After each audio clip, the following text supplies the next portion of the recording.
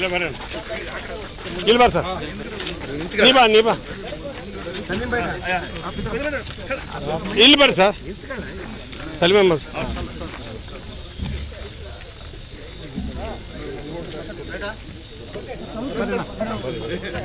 S sir. Somanna ಕರೆ ಇಬ್ಬರು ಮಾತಾಡ್ತೀವಿ.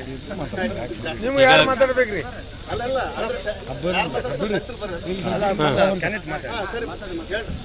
ಈಗಾಗಲೇ ನಮ್ಮ ಧಾರವಾಡ ಜಿಲ್ಲೆಯಲ್ಲೇ ಇದ್ದಂಥ ಎಲ್ಲ ನಾಯಕರು, ನಮ್ಮ ಧಾರವಾಡ ಜಿಲ್ಲಾ ಉಸ್ತುವಾರಿ ಮಂತ್ರಿಗಳಾದಂಥ ಸನ್ಮಾನ್ಯ ಶ್ರೀ ಸಂತೋಷ್ ಲಾಡ್ ಸಾಹೇಬರು, ನಮ್ಮ ಸಲೀಮ್ ಅಹಮದ್ ಸಾಹೇಬರು ಮತ್ತು ಪ್ರಸಾದ್ ಅಬ್ಬಾಯ್ ಸಾಹೇಬರು, NH ಕೊಂಡ್ರೆ ಸಾಹೇಬರು ಮತ್ತು ಇಂಡಸ್ಗಿರಿ ಅವರು, ಜಿಲ್ಲಾ ಅಧ್ಯಕ್ಷರು ಎಲ್ಲರ ಒಂದು ಸಮ್ಮುಖದಲ್ಲಿ ಈಗಾಗಲೇ ನಾಮಪತ್ರವನ್ನು ಸಲ್ಲಿಸಿದ್ದೇವೆ.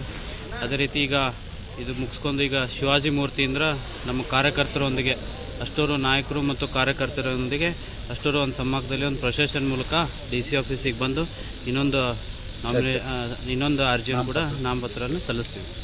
ಈಗ ಅಭ್ಯರ್ಥಿ ಬದಲಾಗ್ತಾರಂತ ಒಂದಷ್ಟು ಗೊಂದಲ ಈಗಾಗಲೇ ಅದ್ರ ಬಗ್ಗೆ ಕ್ಲಿಯರೆನ್ಸು ನಮ್ಮ KPCC ಅಧ್ಯಕ್ಷರಾದಂಥ ಸನ್ಮಾನ್ಯ ಶ್ರೀ DK ಶಿವಕುಮಾರ್ ಸಾಹೇಬರು ಈಗಾಗಲೇ ತಮ್ಮ ಮಾಧ್ಯಮ ಮುಖಾಂತರ ಹೇಳಿದ್ದಾರೆ. ಕ್ಷೇತ್ರದಲ್ಲಿ ಎಲ್ಲ ನಮ್ಮ ಕಾರ್ಯಕರ್ತರು ನಾಯಕರು ಭಾಳ ಹುಮ್ಮಸ್ಸದಿಂದಿದ್ದಾರೆ. ಅದಕ್ಕಿಂತ ಜಾಸ್ತಿ ಈ ಒಂದು ಕ್ಷೇತ್ರದ ಜನರು ಬದಲಾವಣೆ ಅಪೇಕ್ಷೆ ಪಟ್ಟಿದ್ದಾರೆ. 100% ಈ ಸಲ ಕಾಂಗ್ರೆಸ್ ಪಕ್ಷದ ಬಾವುಟವನ್ನು ಈ ಕ್ಷೇತ್ರದಲ್ಲಿ ಹಾರಿಸ್ತೀವಿ ಸರ್. ಲೀಡು ಜನರ ತೀರ್ಮಾನ ಮಾಡ್ತಾರೆ, ಗೆಲುವು ಮಾತ್ರ ಖಚಿತ ನಮ್ಮದು ಸರ್. ಈಗ ಅಪೋಸಿಟ್ ಅವ್ರು ಏನು ಹೇಳ್ತಾರೆ ಅನ್ನೋದು ಇಂಪಾರ್ಟೆಂಟ್ ಅಲ್ಲ. ನಮ್ಮ ಕ್ಷೇತ್ರದ ಜನರು ಯಾವ ರೀತಿ ನಿರ್ಧಾರ ತೊಗೊಂಡು ಈ ಸಲ ನಮ್ಮ ಪಕ್ಷಕ್ಕೆ ಆಶೀರ್ವಾದ ಮಾಡ್ತಾರೆ ಅನ್ನೋದೊಂದು ಇಂಪಾರ್ಟೆಂಟ್ ಸರ್. ಅವರೊಬ್ಬರು ಹಿರಿಯ ಸ್ವಾಮಿಗಳು ನಡೆದಾಡೋಂಥ ದೇವರು, ಅವ್ರಿಗೂ ಕೂಡ ನಾವು ನಡ್ಕೊಂಡು ಬಂದಿದ್ದು ಭಾಳ ವರ್ಷದಿಂದ. ಅದ್ರ ಬಗ್ಗೆ ನಾವು ಜಾಸ್ತಿ ಕಮೆಂಟ್ ಮಾಡ್ಲಿಕ್ಕೆ ಹೋಗಲ್ಲ, ನಾವು ಸಣ್ಣವಾಗ್ತೀನಿ ಅಂತ ಸಂದರ್ಭದಲ್ಲಿ.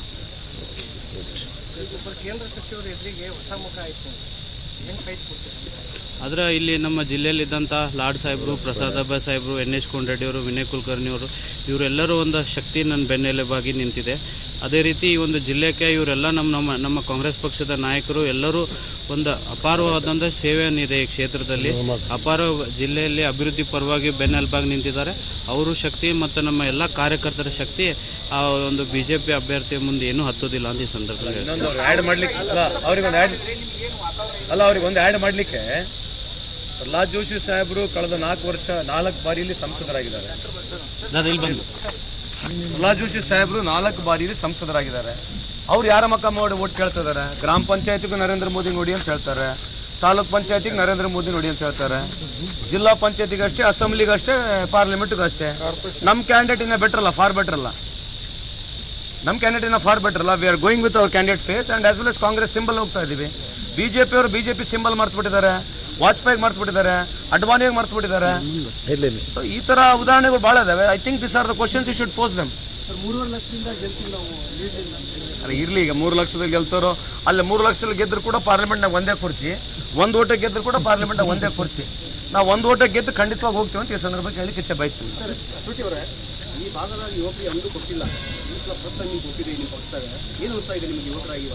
ಇಲ್ಲ, ಇವತ್ತಿನ ದಿವಸ ನಮ್ಮ ಪಕ್ಷದ ಮೇಲೆ ಭಾಳ ಹೆಮ್ಮೆ ಮತ್ತು ಪಕ್ಷದಲ್ಲಿ ಹಲವಾರು ವರ್ಷಗಳಿಂದ ಯುವ ಕಾಂಗ್ರೆಸ್ ಸಂಘಟನೆಯಲ್ಲಿ ಕೂಡ ನಾನು ಭಾಗಿಯಾಗಿದ್ದೆ. 2018ರಲ್ಲಿ ಕೂಡ ನಂಗೆ ಪಕ್ಷ ಒಂದು ಅವಕಾಶವನ್ನು ಮಾಡಿಕೊಟ್ಟಿತ್ತು. ನನ್ನ ಈ ಸಲ ಮತ್ತು ಗುರುತಿಸಿ ಲೋಕಸಭೆಯಲ್ಲಿ ಒಂದು ಸ್ಪರ್ಧೆ ಮಾಡಲಿಕ್ಕೆ ಕೂಡ ಎಲ್ಲರ ಹಿರಿಯರ ಸಮ್ಮುಖದಲ್ಲಿ ಒಂದು ಅವಕಾಶವನ್ನು ಕೂಡ ಮಾಡಿಕೊಟ್ಟಿದ್ದೆ. ಭಾಳ ಹೆಮ್ಮೆ ಬರುತ್ತೆ. ಅದೇ ಪ್ರಹ್ಲಾದ್ ಜೋಶಿ ಅವರು ಸರ್ವೆ ಬಗ್ಗೆ ಮಾತನಾಡಬಾರ್ದು ಅಲ್ವಾ? ಈ ದೇಶದ 10 ವರ್ಷದಲ್ಲಿ ಏನಾಗಿದೆ, ಈ ದೇಶ ಯಾವ ಮಟ್ಟಕ್ಕೆ ಪ್ರಗತಿ ಹೋಗಿದೆ. ಸಂತೋಷ್ ಲಾಡಿಗೆ ಅವ್ರು ಕೇಳಿದ್ದೀನಿ ಕೆಲವು ಭಾಷಣಗಳು. ಕಳೆದ 10 ವರ್ಷ ಸರ್ಕಾರ ಏನು ಪ್ರಗತಿ ಆಗಿದೆ ಅದನ್ನ ಬಿಟ್ಟು ಬಿಡ್ತಾರೆ. ಆರ್ಕೆ ಉತ್ತರ ಕೊಡೋದು. ಸಂತೋಷ್ ಲಾಡಿಗೆ ರಾಹುಲ್ ಗಾಂಧಿ ಥರ ಮಗ ಬೇಕಾ, ನರೇಂದ್ರ ಮೋದಿ ಥರ ಮಗ ಬೇಕಾ, ಈ ಥರ ಇದು ಬೇಕಾ? ಈ ಥರ ಸಂಸದರು ಮಾತನಾಡ್ತಕ್ಕಂಥ ಸರಿ ಇದೆಯಾ? Can you speak like that? See, you should speak about last 10 years. What is the progress? What is the development? GDP, ಬಡತನ ನಿರ್ಮೂಲನೆ ಎಷ್ಟಾಗಿದೆ, ಸಾರ್ವಜನಿಕರಿಗೆ ರೈತರಿಗೆ ಎಷ್ಟು ಅನುಕೂಲ ಆಗಿದೆ, ನೀವು ಪ್ರಾಜೆಕ್ಟ್ಸ್ಗಳ ಬಗ್ಗೆ ಮಾತನಾಡಬೇಕು, ದೇಶದ ವಹಿವಾಟುಗಳ ಬಗ್ಗೆ ಮಾತನಾಡಬೇಕು, ಆರ್ಥಿಕ ಪರಿಸ್ಥಿತಿ ಬಗ್ಗೆ ಮಾತನಾಡಬೇಕು. ಅದನ್ನೆಲ್ಲ ಬಿಟ್ಕೊಂಡು ಯಾವ ಸಣ್ಣ ಸಣ್ಣ ವಿಷಯಗಳು ಜನಕ್ಕೆ ಡೈವರ್ಟ್ ಮಾಡ್ತಕ್ಕಂಥ ಮಾತಾಡಿದ್ರೆ ಏನು ಅರ್ಥ ಇಲ್ಲ. ಏನಂದ್ರೆ ನಿಮ್ಮ ಕ್ಷೇತ್ರದಲ್ಲಿ ನಮ್ಮ ಅಂದ್ರೆ ಎಲ್ಲರೂ ಒಂದು ವೇಳೆ ಲೀಡ್ ತೋರಿಸಲಿಲ್ಲ ಅಂದ್ರೆ ಕುರ್ಚಿ ಬಿಡಬೇಕಾಗುತ್ತೆ ಅಂತ ಹೇಳಿದ್ದಾರೆ. ಅವ್ರು ಹೇಳಿರ್ತಕ್ಕಂಥದಕ್ಕೆ ನಾವು ಈಗ ಪ್ರತಿಕ್ರಿಯೆ ಕೊಡಕ್ಕೆ ಬರಲ್ಲ. ಯಾಕಂದರೆ ಅವರು ಯಾವ ರೆಫರೆನ್ಸ್ನಲ್ಲಿ ಯಾವ ಕಾಂಟೆಕ್ಸ್ನಲ್ಲಿ ಯಾವ ಮಾತು ಹೇಳಿರ್ತಾರೆ ಗೊತ್ತಿಲ್ಲ. But it's okay, it is opinion ಅದು. ಸರ್, ಮೊನ್ನೆ ಪ್ರಹ್ಲಾದ್ ಜೋಶಿ ಅವರು ಯಾರಾದರೂ ಮನೆಯಲ್ಲಿ ಮಕ್ಕಳು ಹುಟ್ಟಿದ್ರೆ 2,000 ರೂಪಾಯಿಯಿಂದ ನಮ್ಮ ಮಕ್ಕಳು ಹುಟ್ಟಿದ್ದಾರೆ ಅನ್ನೋ ಮನಸ್ಥಿತಿಯಲ್ಲಿ ಕಾಂಗ್ರೆಸ್ನವರಿದ್ದಾರೆ ಅಂತಂದು. ಅಲ್ಲ, ಅವ್ರ ಮನಸ್ಥಿತಿ ಅದು. ಈಗ ಏನಾಗುತ್ತೆ, ಈಗ ಮತ್ತೆ 80 kg ಅಕ್ಕಿ ಕೊಡಕತ್ತಲ್ಲ, ಅದ್ರ ಬಗ್ಗೆ ಏನು ಮಾತಾಡ್ತಾರಂತೆ? ಅವ್ರು ಏನು ಮಾಡ್ತಾರೆ ಗೊತ್ತಾ? ಕತೆ ಕಟ್ತಾರೆ. ಯಾರೋ ಒಂದು ಹಿಂಗೆ ಹೇಳಿದ್ರು, ಯಾರೋ ಒಂದು ಹಂಗೆ ಹೇಳಿದ್ರು ಅಂತೇಳಿ. ನೀವೆಲ್ಲನೂ ಕೇಳಿಸ್ಕೊಂಡ್ರೆ ಯಾರು ಹೆಂಗೆ ಹೇಳಿದ್ರು ಅಂತೇಳಿ ನೀವು ಕೇಳಿರ ಆ ಕತೆ? ಈ ಕತೆ ಹೆಂಗಂತಂದ್ರೆ ಬೇರೆ ರೆಗಲ್ ಮೇಲೆ ಬಂದು ಕಿಟ್ಟು ಹೊಡೆಯೋ ಕತೆ ಅದು. ಹೊಸ್ತಾಗಿಲ್ಲ ಇದು, ನಾನು ಭಾಳ ಸಲ ಅಬ್ಸರ್ವ್ ಮಾಡಿದ್ದೀನಿ. ನೀವು ಅದನ್ನೆಲ್ಲ ಬಿಡ್ರಿ, ನಿಮ್ಮ ಕತೆ 10 ವರ್ಷದ ಹೇಳ್ರಿ. ಇದನ್ನೋ this are all very small tricks which he wants to play and get away with things. ಅದು ನೆಚ್ಚಿಟ್ಟಿದೆಯಾ ಇವತ್ತು? ಅದು ನೆಚ್ಚಿಟ್ಟಿದೆಯಾ ಇವತ್ತು? 26 ಕೋಟಿ ಜನಕ್ಕೆ ನೀವು 26 ಕೋಟಿ ಜನಕ್ಕೆ ನರೇಗಾದ ಕೆಲಸ ಮಾಡಕ್ಕೆ ಕೊಟ್ಟಿಲ್ಲ. ಇದ್ರ ಬಗ್ಗೆ ಉತ್ತರ ಕೊಡ್ತೀರಾ? ಯಾವ್ದು ನರೇಗಾನ ಮುಚ್ಚಿಬಿಡ್ತೀವಿ, ನರೇಗಾ ಜನರಿಗೆ ಬರೇ ತೆಗ್ತೋಡಕ್ಕೆ ಇಟ್ಕೊಂತ ಹೇಳ್ತಿದ್ದಾರೆ ನರೇಂದ್ರ ಮೋದಿ ಸಾಹೇಬರು. ಈಗ ಅದ್ರ ಬಗ್ಗೆ ಚರ್ಚೆ ಮಾಡೋಣ. ನೋಡ್ರಿ, ಮೂಲಭೂತ ಇಶ್ಯೂಗಳ ಬಗ್ಗೆ ಚರ್ಚೆ ಮಾಡ್ಲಿಕ್ಕೆ ನಾವು ರೆಡಿ ಇದೀವಿ. ಸುಮ್ಮನೆ ಆರ್ಕೆ ಉತ್ತರ ಕೊಡೋದು ಈ ಥರ ಯಾರು ಹೇಳಿದ್ರು ಪಾರ್ಲಿಮೆಂಟ್ನಾಗೆ, ಮತ್ತೆ ಆ ಥರ ಹೇಳಿದ್ರೆ ನೀವು ಅವ್ರಿಗೆ ಯಾಕೆ ಬೈಕೌಟ್ ಮಾಡಲಿಲ್ಲ? ನೀವು ಅವ್ರಿಗೆ ಯಾಕೆ ಹಂಗೆ ಆ ರೀತಿ ಮಾತಾಡಕ್ಕೆ ಬಿಟ್ರಿ? ಮತ್ತೆ if somebody speaking that is it right? ಅವ್ರು ಮೊದಲು ಅದನ್ನ ಸಮರ್ಥನೆ ಮಾಡ್ಕೊಂತಾರೆ ಅಂತ ಅರ್ಥನಾ? ಯಾರೋ ಒಬ್ರು ಈ ರೀತಿ ಮಾತಾಡಿದ್ರೆ ಯಾರು ಮಾತಾಡ್ತಾರೆ ಡೀಟೇಲ್ಸ್ ಕೊಡ್ಬೇಕಲ್ವಾ? ಸುಮ್ಮನೆ ನೀವು ಅದನ್ನ ದಯವಿಟ್ಟು ಕೇಳಿ, ಯಾರು ಹೇಳಿದ್ದಾರೆ, ನಿಮ್ಮ ಪಕ್ಷದ ಅದ್ರ ಬಗ್ಗೆ ಏನು ಅಭಿಪ್ರಾಯ ಇದೆ? If somebody speaking that, what is the stand of the BJP and he being a central government minister, what is his stand? How can you speak in public like that and get away with it? ಅದ್ರಿ ಅವ್ರು ಮಾತಾಡಿರ್ತಕ್ಕಂಥ ಮಾತು ಅರ್ಥ ಮಾಡ್ಕೊಳ್ಳಿ. Guarantee ಕೊಟ್ಟಿದ್ದೀವಿ, guarantee ಕೊಟ್ಟ ತಕ್ಷಣ ನಾವು ಅವ್ರ ಮಕ್ಕಳು ಹುಟ್ಟಿದ್ರು ಕೂಡ ಈ ತರ ಮಾತಾಡಿರ್ತಕ್ಕಂಥ ರೆಫರೆನ್ಸ್ ಇದೆ. I am right or wrong? ಪ್ಯಾಟಿ ಅವರೇ, ಮತ್ತೆ ರಾಂಗ್ ಅಲ್ವಾ ಅದು? ಆ ಥರ ಯಾರೇ ಮಾತಾಡಿದ್ರೆ ಇವ್ರ ಸ್ಟ್ಯಾಂಡ್ ಏನಂತ? ಮತ್ತೆ ಇವ್ರ ಸ್ಟ್ಯಾಂಡ್ ಏನಂತ ಹಿಂಗೆ ಹೇಳಕತ್ತಾರಲ್ಲ ಬಂದು ಪಬ್ಲಿಕ್ನಲ್ಲಿ. ನಾವಂತೂ ಯಾವತ್ತು ಕೇಳಿಲ್ಲ, ಯಾರು ಹೇಳಿದ್ದು ಎಲ್ಲಿ ಪಾರ್ಲಿಮೆಂಟ್ನ ಮಾತಾಡಿದ್ದು ನಾವು ಕೇಳಿಲ್ಲ. ಚುನಾವಣೆ ಹತ್ರ ಬಂತು ಇದು ಹೇಳಿದ್ದಾರೆ. ಮತ್ತೆ ನಿಮ್ಮ ಸ್ಟ್ಯಾಂಡ್ ಏನು ಪ್ರಹ್ಲಾದ್ ಜೋಶಿ ಸಾಹೇಬ್ರೆ?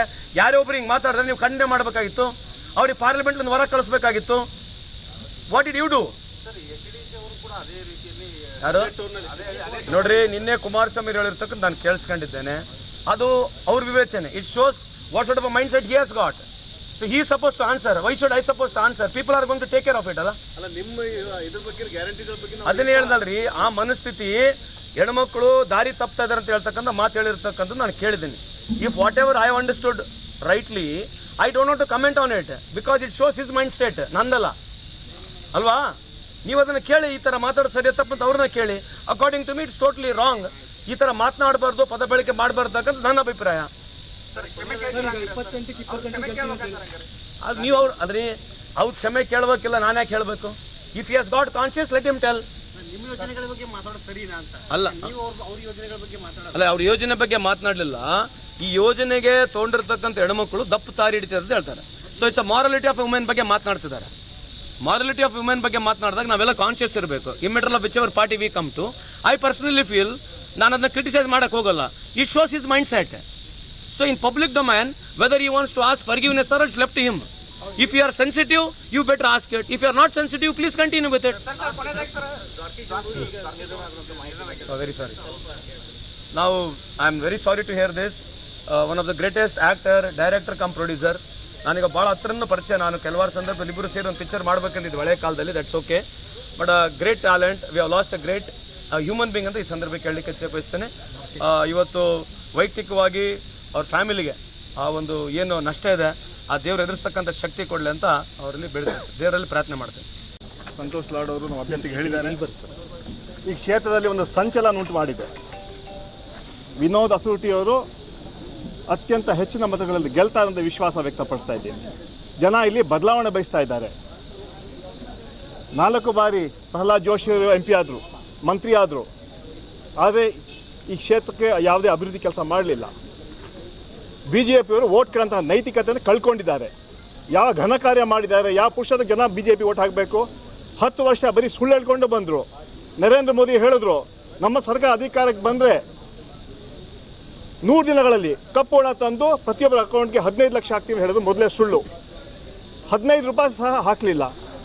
ನಮ್ಮ ಸರ್ಕಾರ ಅಧಿಕಾರಕ್ಕೆ ಬಂದರೆ ಪ್ರತಿ ವರ್ಷ 2 ಕೋಟಿ ಉದ್ಯೋಗ ಕೊಡ್ತೀನಿ ಹೇಳಿದ್ರು. 20 ಕೋಟಿ ಉದ್ಯೋಗ ಕೊಡಬೇಕಾಯಿತು, 2 ಕೋಟಿ ಉದ್ಯೋಗ ಕೂಡ ಕೊಡಲಿಲ್ಲ. ನಮ್ಮ ಸರ್ಕಾರ ಅಧಿಕಾರಕ್ಕೆ ಬಂದರೆ ರೈತರಿಗೆ ಡಬಲ್ ಇನ್ಕಮ್ ಮಾಡ್ತೀನಿ ಹೇಳಿದ್ರು. ಯಾವ ಡೆವಲಪ್ಮೆಂಟ್ ಆಗಲಿಲ್ಲ. ಬೆಲೆ ಏರಿಕೆ. ನಮ್ಮ ಸರ್ಕಾರ ಮನಮೋಹನ್ ಸಿಂಗ್ ಪ್ರೈಮ್ ಮಿನಿಸ್ಟರ್ ಇರುವಾಗ ಪೆಟ್ರೋಲ್ ಬೆಲೆ 55 ರೂಪಾಯಿ ಇತ್ತು, ಇವತ್ತು 105ಕ್ಕೆ ಹೋಗಿದೆ. ಅದಕ್ಕೆ ಜನ BJP ವೋಟ್ ಹಾಕಬೇಕಾ? ಗ್ಯಾಸ್ ಬೆಲೆ 400 ರೂಪಾಯಿ ಇತ್ತು, 1200ಕ್ಕೆ ಹೋಗಿದೆ, ಅದಕ್ಕೆ ಜನ ಓಟ್ ಹಾಕಬೇಕಾ? ನಮ್ಮ ಸರ್ಕಾರ ಅಧಿಕಾರಕ್ಕೆ ಬಂದರೆ ಸ್ವರ್ಗ ತೋರಿಸ್ತೀನಿ ಅಂತ ಹೇಳಿದ್ರು ಸನ್ಮಾನ್ಯ ನರೇಂದ್ರ ಮೋದಿ. ಸ್ವರ್ಗ ಅಂತ ತೋರಿಸಲಿ, ಜೊತೆಗೆ ನರಕ ತೋರಿಸ್ಬಿಟ್ವಿ.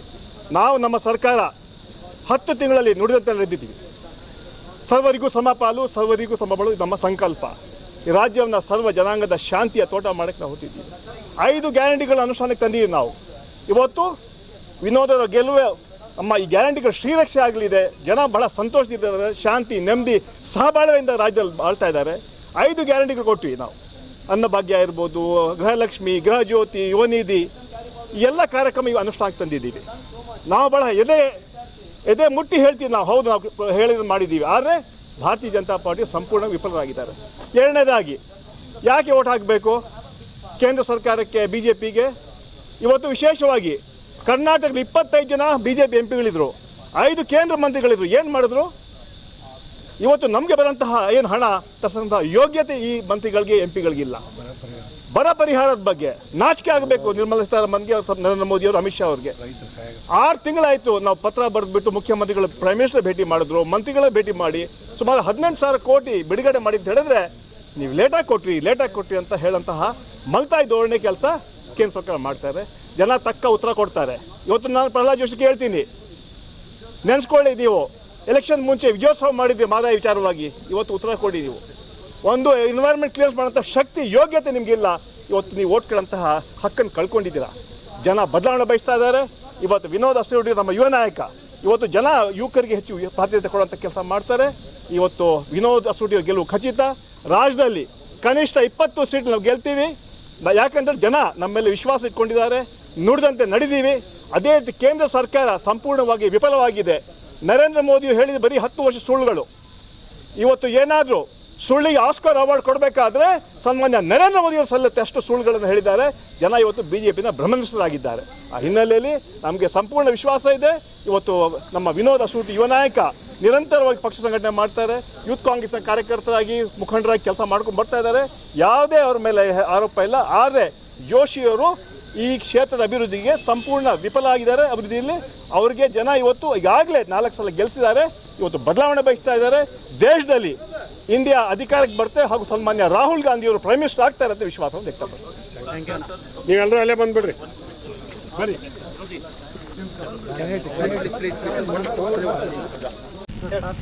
ಇವತ್ತಿನ ದಿವಸ ನಮ್ಮ ಕಾರ್ಯಕರ್ತರ ಒಂದಿಗೆ ಮತ್ತು ನಮ್ಮ ಧಾರವಾಡ ಜಿಲ್ಲಾ ಉಸ್ತುವಾರಿ ಮಂತ್ರಿಗಳಾದಂಥ ಸನ್ಮಾನ್ಯ ಶ್ರೀ ಸಂತೋಷ್ ಲಾಡ್ ಸಾಹೇಬರು, ಪ್ರಸಾದ್ ಅಬ್ಬಾಯ್ ಸಾಹೇಬರು ಮತ್ತು ಸಲೀಂ ಅಹಮದ್ ಅವರು, NH ಕೋನರೆಡ್ಡಿ ಅವರು ಮತ್ತು ಜಿಲ್ಲಾ ಅಧ್ಯಕ್ಷರುಗಳ ಎಲ್ಲರೂ ಒಂದು ಸಮ್ಮುಖದಲ್ಲಿ ಮತ್ತು ಕಾರ್ಯಕರ್ತರ ಒಂದು ಬೆಂಬಲದೊಂದಿಗೆ ಈಗಾಗಲೇ ನಾಮಪತ್ರವನ್ನು ಸಲ್ಲಿಸಿದ್ದೇವೆ.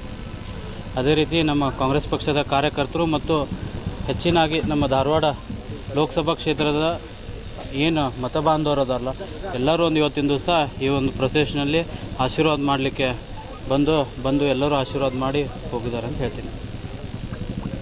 ಇಲ್ಲ, ಏನು ಅದ್ದೂರಿ ಮೆರವಣಿಗೆ ಆಯಿತು, ಕೊನೆಗೆ ರನ್ನಿಂಗ್ ರೇಸ್ನ ಆಯಿತು. ಏನು ಅದ್ದೂರಿ ಮೆರವಣಿಗೆ ಕಾರ್ಯಕರ್ತರು ಮತ್ತು ಎಲ್ಲ ಸಮ್ಮುಖದಲ್ಲಿ ಎಲ್ಲ ನಾಯಕರಿಗೊಂದು ಸ್ವಲ್ಪ ಭೇಟಿಯಾಗಿ ಲಾಸ್ಟ್ ಮೂಮೆಂಟ್ ಒಂದು 10 ನಿಮಿಷ ಲೇಟಾಗಿ ಬಂತು ಇದು ಸಂದರ್ಭ ಹೇಳ್ತೀನಿ.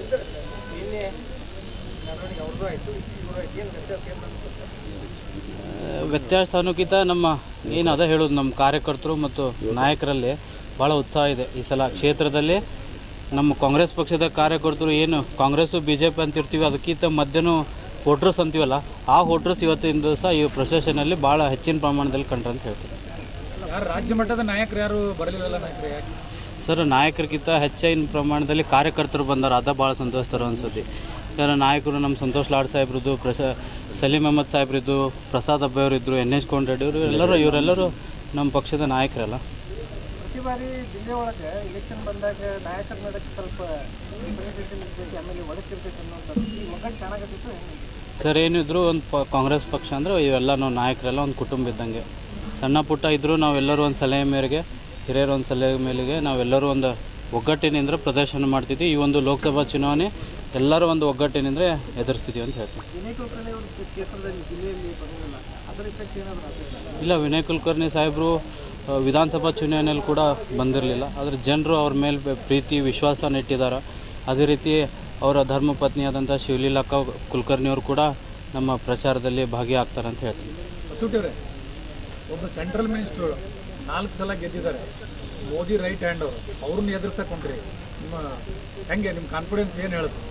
ಸರ್ ನಮ್ಗೆ ಕೂಡ ಹೇಳಿದ್ನಲ್ಲ ಸರ್, ನಾವು ಆವಾಗ ಕೂಡ ಹೇಳಿದ್ದೆ, ನಮ್ಮ ಜಿಲ್ಲೆಯಲ್ಲಿ ಸಂತೋಷ್ ಲಾಡ್ ಸಾಹೇಬ್ರು ಇದ್ದವರು, ಪ್ರಸಾದ್ ಅಬ್ಬಾಯ್ ಸಾಹೇಬ್ರು ಇದ್ದವರು, ವಿನಯಣ್ಣ ಕುಲಕರ್ಣಿ ಅವರು ಇದ್ದವರು, ಮತ್ತು ಏನು NH ಕೋನರೆಡ್ಡಿ ಸಾಹೇಬ್ರು ಇದ್ದವರು. ಎಲ್ಲರೂ ಒಂದು ಅವ್ರವ್ರ ಕ್ಷೇತ್ರದಲ್ಲಿ ಮತ್ತು ಜಿಲ್ಲೆಯಲ್ಲಿ ಅಪಾರ ಗೌರವ ಇದೆ. ಅಭಿವೃದ್ಧಿ ಪರವಾಗಿ ಅವರೆಲ್ಲರೂ ಧ್ವನಿಯನ್ನು ಎತ್ತಿದ್ದಾರೆ.